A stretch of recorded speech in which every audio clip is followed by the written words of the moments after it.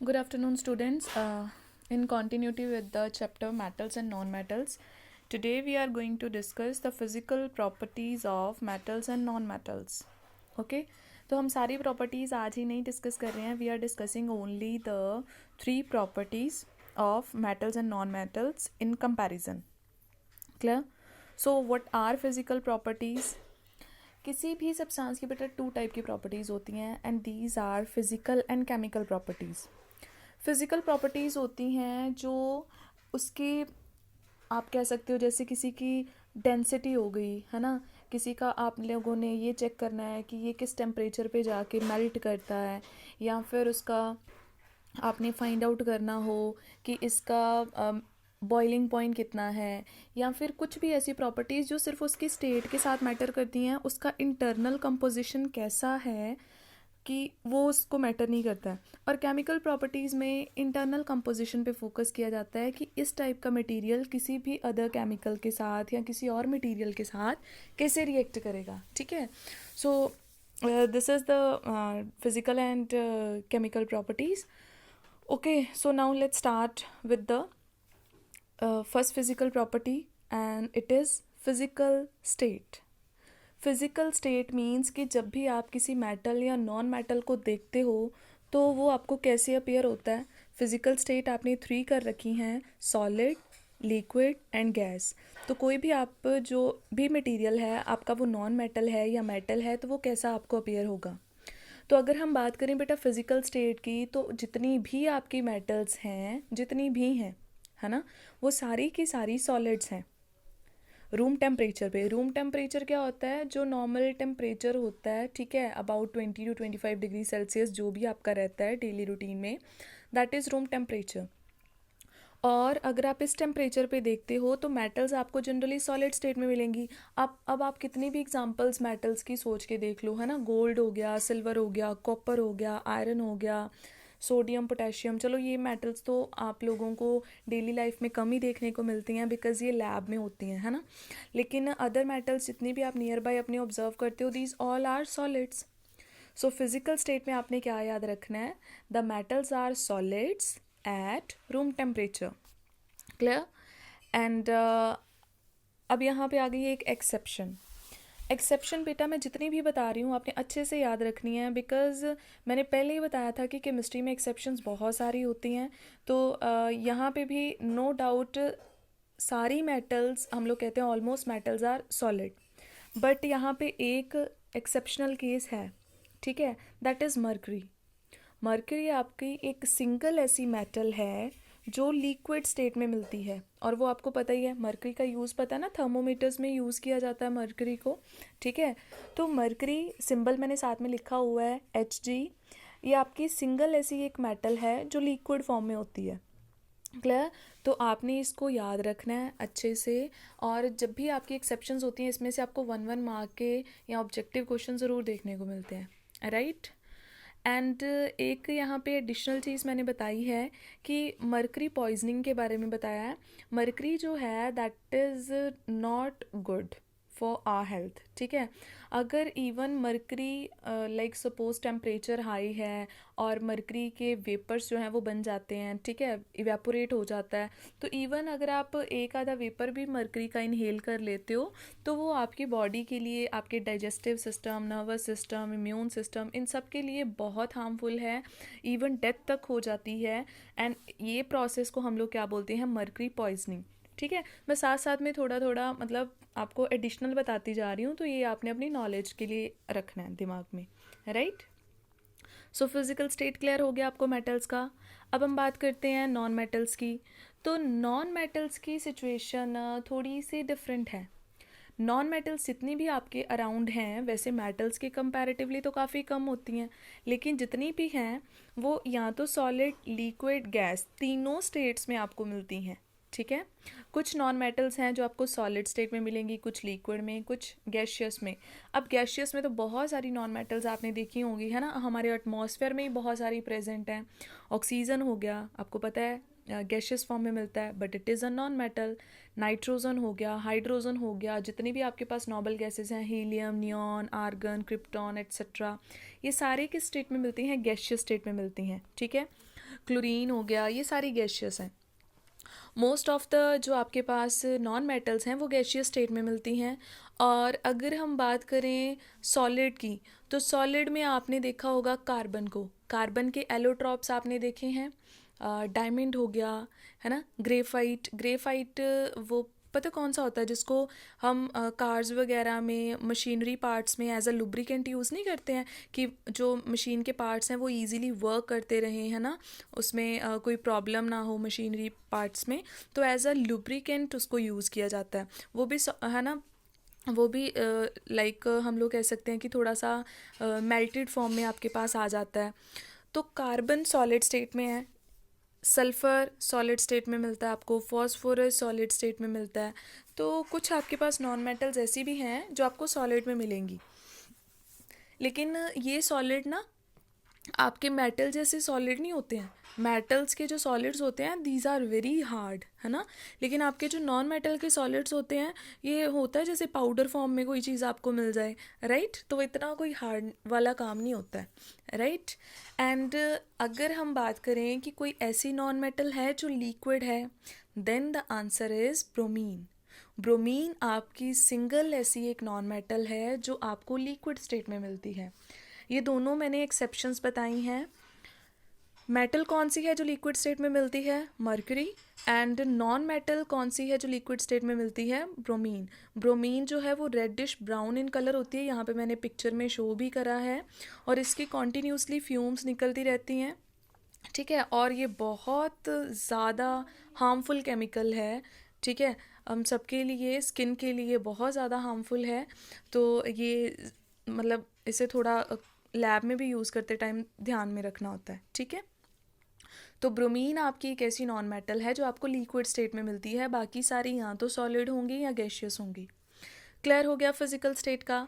अब हम बात करते हैं हमारी next property, second one, that is lustre. Lustre क्या होता है? लस्टर इज़ शाइन, ठीक है। अब आपको ये तो पता ही है कि मेटल्स या नॉन मेटल्स को अगर हमने इसके बेसिस पे कंपेयर करना है, तो मेटल्स का तो सबको पता है that these are lustrous. Metals shine करती हैं तो हम इनके ऑर्नामेंट्स बना के पहनते हैं, है ना। कितना शाइन करता है, गोल्ड हो गया, है ना, प्लैटिनम हो गया। तो इनका जो सरफेस होता है ना मेटल्स का, ये बहुत शाइनी सा सरफेस होता है, और इसी शाइनी जो सरफेस वाली प्रॉपर्टी है इसको आप मेटेलिक लस्टर बोलते हो, ठीक है। The property of metal by which it possess shiny surface is known as lustre, ठीक है। और अगर हम बात करें लस्टर का रीज़न है क्या, क्यों मेटल्स जो हैं वो शाइन करती हैं, तो रीज़न ये है कि जैसे ही मेटल के सरफेस पे लाइट फॉल करती है, तो मेटल का इंटरनल स्ट्रक्चर, अभी मैं ज़्यादा नहीं यहाँ पे बात करना चाहूँगी, मेटल का जो इंटरनल स्ट्रक्चर होता है वो कुछ ऐसा है कि वो लाइट को क्या कर देता है, रिफ्लेक्ट कर देता है, एंड रिफ्लेक्शन ऑफ लाइट के कारण ही उनका जो मेटल सरफेस है वो इतना शाइन करता है। क्लियर हो गया। सो इस प्रॉपर्टी में आप क्या बोलोगे? Metals are lustrous in nature, ठीक है। ओके देन, अगर हम बात करें कि क्या सारी मेटल्स लस्ट्रस होती हैं, सारी मेटल्स शाइन करती हैं, तो कई टाइम ना आप कुछ ऐसी मेटल्स देखोगे जिनका जो सरफेस है वो इतना शाइनी सा नहीं होगा, ठीक है। तो रीज़न क्या है इसके पीछे? अब यहाँ पे क्वेश्चन ये है कि क्या सारी मेटल्स लस्ट्रस होती हैं? देन आंसर बेटा आपका ये है कि सारी की सारी मेटल्स ही लस्टर शो करती हैं, ठीक है। लेकिन फिर भी अगर आपको कहीं पे कोई मेटल थोड़ी सी डल लुक दे रही है, तो उसके पीछे रीज़न सिर्फ इतना है कि वो जो आपकी मेटल है वो एटमॉस्फेयर के कांटेक्ट में आने की वजह से, या फिर मॉइस्चर के कांटेक्ट में आने की वजह से उसकी जो अपर लेयर है ना वो ख़राब हो जाती है, ठीक है। वो डैमेज हो जाती है उसकी जो अपर लेयर है, जिसकी वजह से वो डल दिखना स्टार्ट हो जाती है। समझ रहे हो मेरी बात? आपके पास जो मेटल्स हैं अगर वो एयर के कांटेक्ट में आ जाएं, है ना, ऑक्सीजन वगैरह के, या फिर आप उसको वाटर में रख दो, तो उसका जो शाइन है वो ख़त्म हो जाता है धीरे धीरे, प्रोसेस काफ़ी स्लो है, और इस प्रोसेस को आप बोलते हो कोरोजन। आप नेक्स्ट क्लासेस में इनके बारे में पढ़ोगे, ठीक है। कोरोजन क्या है? जिस एक ऐसी आपके पास प्रोसेस है जिसके कारण मेटल्स का जो लस्ट्रस नेचर है वो लोस्ट हो जाता है, ठीक है। लेकिन अगर यहाँ पे हम बात करें गोल्ड की, तो क्या गोल्ड तो बहुत टाइम घर पे पड़ा रहता है ना, तो अगर आप उसको 10 साल बाद भी निकाल के देखते हो तो उसका लस्टर तो वैसे का वैसे ही होता है, प्रॉपरली शाइन कर रहा होता है, कोई प्रॉब्लम नहीं होती है। देन वाई सो? तो इसका आंसर ये है कि आपके पास जितनी भी मेटल्स हैं सारी की सारी एटमॉस्फेयर या वाटर के कांटेक्ट में आती ही हैं, लेकिन हर कोई इतना इजीली अपना लस्टर नहीं जाने देता। जो मेटल्स, ध्यान से सुनना ये बात, जितनी भी मेटल्स आपकी बहुत ज़्यादा रिएक्टिव हैं वो फटाफट से ऑक्सीजन या वाटर इसके साथ रिएक्ट कर जाएंगी और उनका लस्टर ईजीली जो है वो डिस्ट्रॉय हो जाएगा, ठीक है। लेकिन अगर हम बात करें कुछ ऐसी मेटल्स की जो रिएक्टिव नहीं होती हैं, याद है लास्ट लेक्चर में मैंने बताया था गोल्ड, प्लेटिनम, सिल्वर एट्सेट्रा, ये बहुत ही लेस रिएक्टिव मेटल्स हैं। तो इसका मतलब अगर इनको मॉइस्चर या एटमॉस्फेयर के कांटेक्ट में रख दिया जाए तो इतना ईजिली तो रिएक्ट करने वाली हैं नहीं, है ना। तो इसका मतलब इनके लस्टर के लोस्ट होने के चांसेस बहुत कम हो जाते हैं। इवन आयरन भी बहुत लॉन्ग टाइम के बाद जो है वो रस्टिंग उसकी हो जाती है। तो दैट मीन्स मेटल्स का लस्टर जा सकता है विद टाइम अगर वो ओपन एटमॉस्फेयर में रख दिया जाए उनको या फिर मॉइस्चर के कांटेक्ट में आ जाए, ठीक है। एंड टर्म को क्या कहते हैं? कोरोजन। क्लियर हो गया। अब बात करते हैं नॉन मेटल्स की। तो नॉन मेटल्स का तो लस्टर पहली बात है ही नहीं है, उनकी लुक बहुत डल होती है, पाउडरी सी डल सी लुक होती है। लेकिन एक्सेप्शन इज़ ऑलवेज देयर, एक ऐसी नॉन मेटल भी है जो शाइन करती है, ठीक है।